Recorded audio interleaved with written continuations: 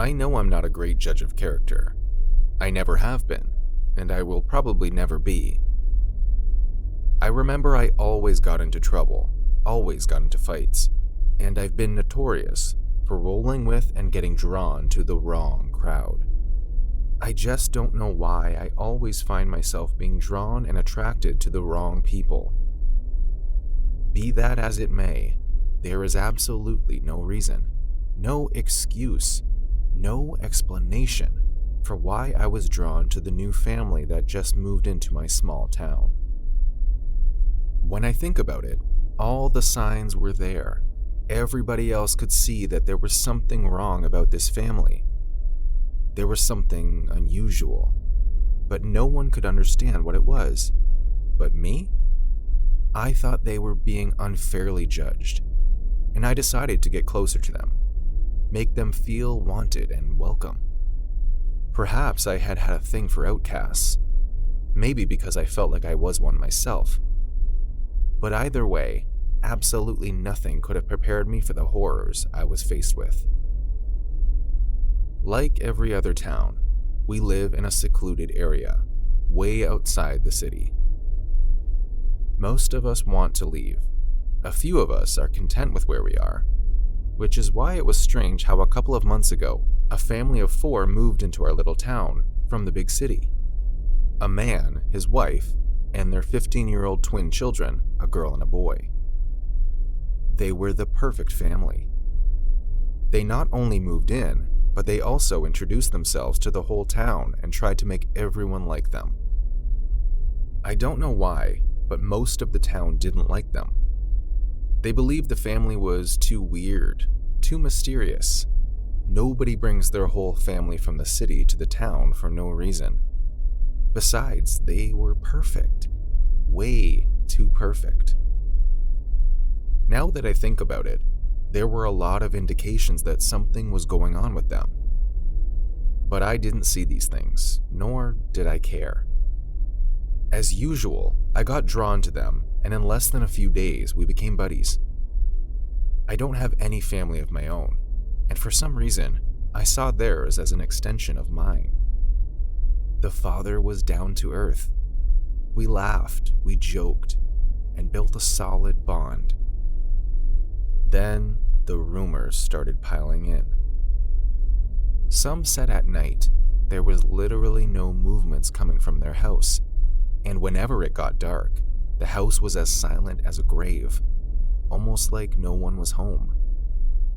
Some said they found it strange that no one else had been inside their home, and no one knew much about them. But I thought all these were just hate comments, and continued my relationship with them. And then it happened. One day, they invited me to dinner, and that was the beginning of the end for me.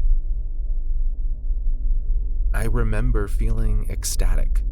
I felt like everyone else was wrong about them, because now they were letting me into their home. They were not bad at all, and if you gave them a chance, you'd see that they are actually a sweet family.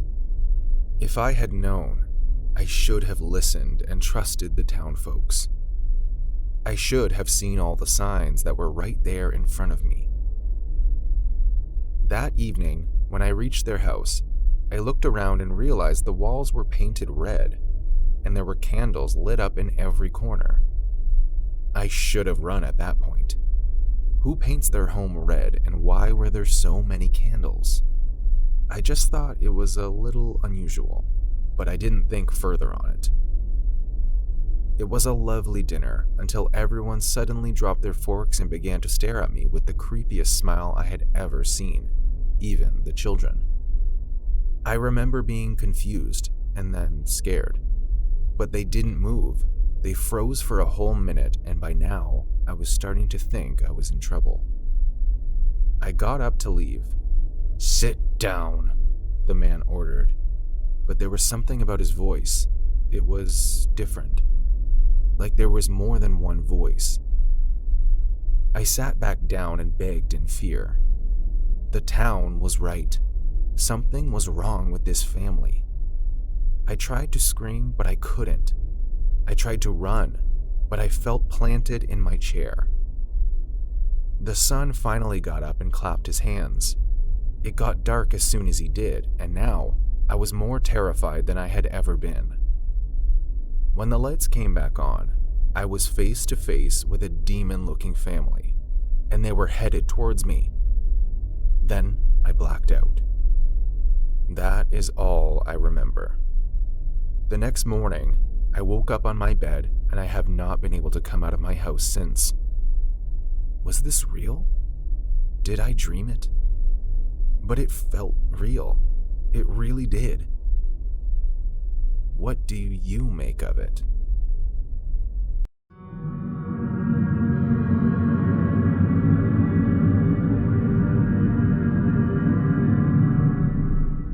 Perhaps, in a way, everyone thinks that their neighbor is weird. But I promise you, if there is a contest for who has the weirdest neighbor, I'll take the trophy home anytime. I live alone and work from home most of the time, which means I'm always at home, and to cap it all up, I have almost zero social life. I'm happily a homebody, and that means I always notice everything and anything that happens in the neighborhood. When the for sale sign for the house opposite mine got taken away, I was the first to notice, and for some weird reason, I was excited about it. Someone had finally bought the house and would be moving in soon.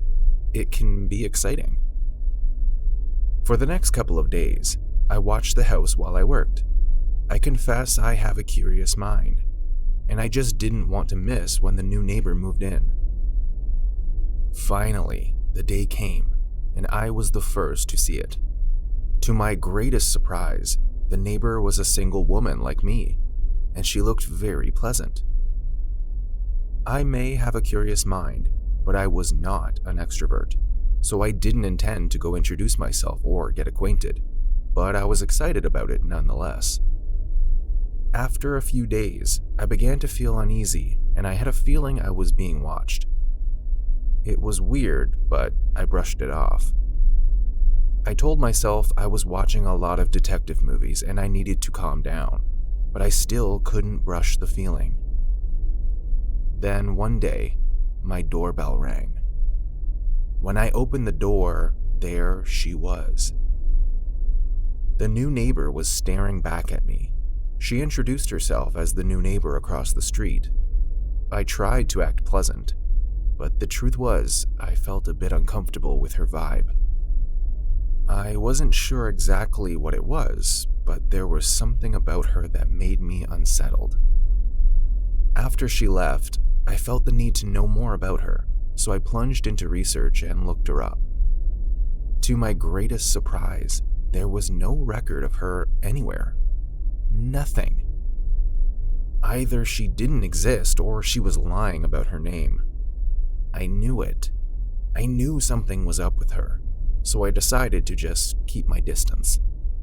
Apart from all that, sometimes I would hear strange noises coming from her house. One time, late at night, I heard the sound of a small ringing bell. It roused me from my sleep, and when I looked out the window, her lights were still on, and I could see her figure pacing back and forth. It was late, really late. I found it odd that she was pacing back and forth, probably ringing a bell in the middle of her living room. Like me, she didn't go out much. She was pretty much home every day. For a few more days, I kept noticing weird stuff. From the bell ringing to shouting, especially in the middle of the night. Sometimes it was more than one voice, and it would be so loud. I wondered if no one else heard them. I should have asked the other neighbors if they noticed these strange things too, but I kept to myself often, and besides, if they noticed anything, they would probably say something. Then one night, I had had enough. I was sick of being so curious. I needed some answers. It was about 11 p.m. at night on a Friday, and her lights were on, but not ordinary lights. They were red lights, and I could hear some weird music playing. I needed to know what was going on, and I was going to find some answers once and for all. I felt snoopy and invasive, but I had to do it. I reached her window and ducked down, then peeped into the house. There was a red candle in the middle of the living room, and I could hear the music loud and clear now. It sounded like chanting, and it played over and over again. This was a bit creepy now, and I knew I should get out of there. But I went to another window to get a better look, and that was when I saw her.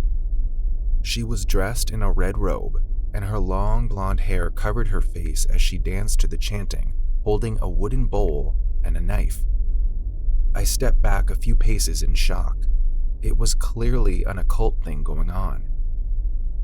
I pulled out my phone to record, and as soon as I glanced through the window again, I found myself staring right into her face.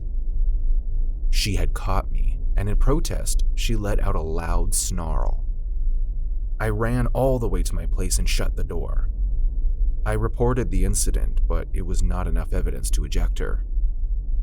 So I may be neighbors with an occultist who knows I'm onto her. I think I need to move out. And fast.